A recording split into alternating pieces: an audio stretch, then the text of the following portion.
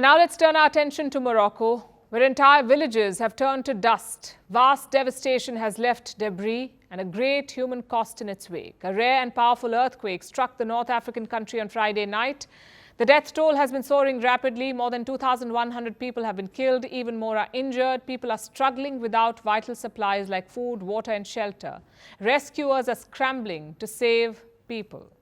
Foreign aid has begun arriving. Here's our next report.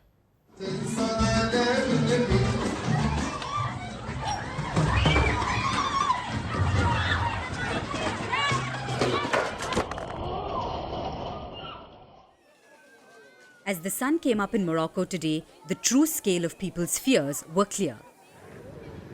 Many were waking up in parks, roads and parking lots. Residents spent a third night sleeping outside, too afraid to return to their homes, fearing that their damaged buildings could collapse. On Friday last week, a rare and powerful earthquake of 6.8 magnitude struck Morocco, becoming the biggest quake to hit the North African country in 6 decades. The last time Morocco felt an earthquake this big was in 1960. It too was of 6.8 magnitude. It had struck Agadir, a Moroccan city, and wiped out a third of the city's population. This year, the quake's epicenter was southwest of Marrakesh, a historic city beloved by Moroccans. Its medieval mosques, palaces and alleyways have suffered extensive damage.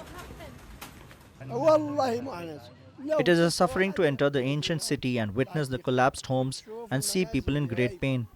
It's a painful experience.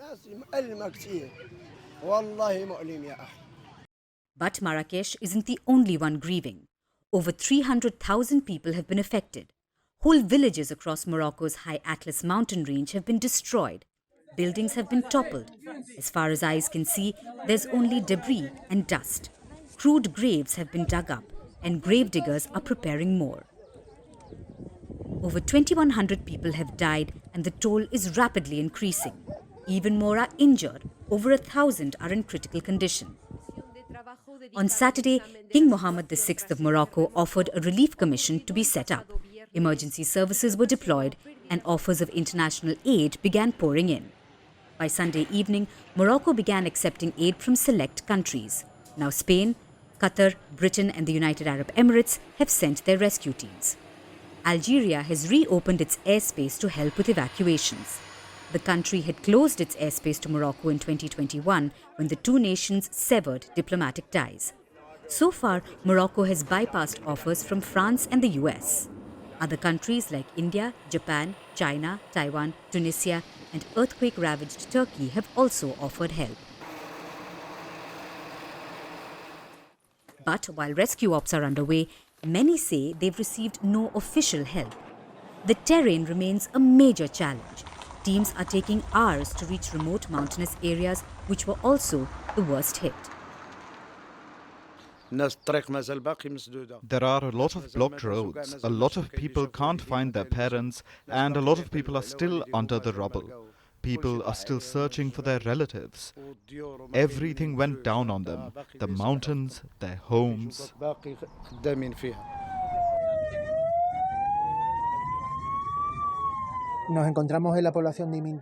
We are in the town of Imientala. It's very remote and it took us about 8 hours to get here. There were no rescue groups and we arrived with the police. The destruction is absolute. All the buildings have collapsed. We will begin our search using dogs and try to find survivors.